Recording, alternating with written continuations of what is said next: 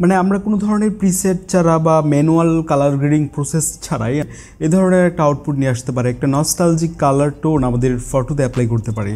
আপনারা যেমন before and after দেখতে পাচ্ছেন এখানে, এই কাজটি আমরা মাত্র একটি ফিল্টার ব্যবহার করে আমরা আমাদের ফটোতে ইজিলি অ্যাড করতে পারি। এবং স্মার্টফোনের তোলা ছবি হতে পারে বা ডিজিটাল ক্যামেরার ছবি হতে পারে।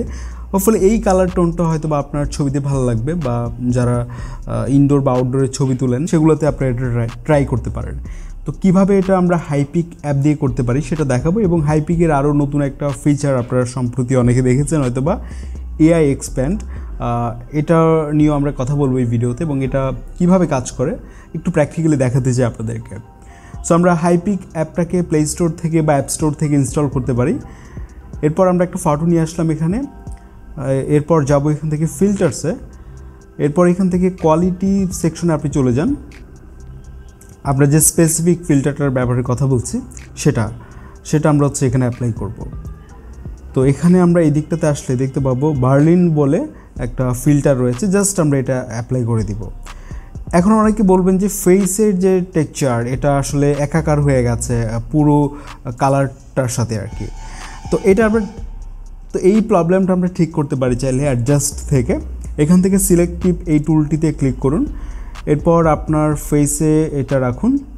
তারপর এই দিকটাতে এসে আপনি যদি এফএক্স রেঞ্জে যান, এটার রেঞ্জ আপনি আপনার মতো করে জাস্ট ফেসে রাখুন।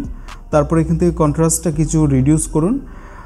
তারপর আপনি যেটা করতে পারেন, এখান থেকে আপনার ব্রাইটনেস আমরা কিছুটা ইনক্রিজ করলাম। তারপর এই দিকটাতে যদি যাই আমরা স্ট্রাকচার, এটা আমরা কিছুটা রিডিউস করে দিতে পারি বা ইনক্রিজ করতে পারি। এরপর আপনি এখান থেকে শাইনে ক্লিক করুন, এটা আপনি কিছুটা বাড়িয়ে দিতে পারেন। তাহলে আপনি দেখবেন যে ফেসের যে টেক্সচার বা একটা স্মুথ ব্যাপার সেটা কিন্তু চলে আসছে। তবে খুব বেশি করতে গেলে কিন্তু এতটা ভালো লাগবে না, রিয়েলিস্টিক লাগবে না। তো একইভাবে টিক মার্কে ক্লিক করে আবারও আপনি সিলেক্টিভ টুলটি ব্যবহার করে যদি হাতেও করতে চান সেটা করতে পারেন। তো এইভাবে আপনি চাইলে ইজিলি এই ফিল্টারটা ব্যবহার করে এই ধরনের কালার গ্রেডিং করতে পারেন, যেটা যদি আমরা ম্যানুয়ালি করতাম বা প্রিসেট ইউজ করে তাহলে কিন্তু অনেক সময়ের প্রয়োজন হতো। এই ফটোটা আমরা ইম্পোর্ট করলাম একইভাবে। এরপর আমরা যাব হচ্ছে এখান থেকে অ্যাডজাস্টে, তারপর এখান থেকে এআই এক্সপ্যান্ড যে টুলটা আছে এখানে ক্লিক করে আপনি এটাকে এক্সপ্যান্ড করতে পারেন এআইয়ের মাধ্যমে। সো আপনি এখানে চাইলে প্রম্পটও লিখতে পারেন, আমরা লিখছি না, জাস্ট আমরা এখান থেকে জেনারেটে ক্লিক করব।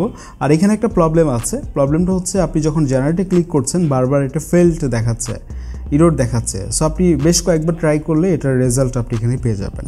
আপনারা যেমনটা দেখলেন এখানে বিফোর অ্যান্ড আফটার, যে এই ধরনের একটা ম্যাসিভ চেঞ্জ এখানে আমরা দেখতে পাচ্ছি, যেটা দেখতে বেশ ভালোই লাগে। আপনি ফ্রিতে ছবিগুলো জেনারেট করে কিন্তু সেভ করতে পারবেন, যেমনটা আমরা দেখলাম যে কালার গ্রেডিং করে ফিল্টার ব্যবহার করে ওটাও আপনি ফ্রিতে সেভ করতে পারছেন। এবং এই ইমেজগুলো আপনি ফ্রিতে সেভ করতে পারছেন যেখানে কোনো ধরনের ওয়াটারমার্ক আমরা দেখি নেই, এবং হাই কোয়ালিটিতেও কিন্তু এগুলো এখান থেকে সেভ করা যায়।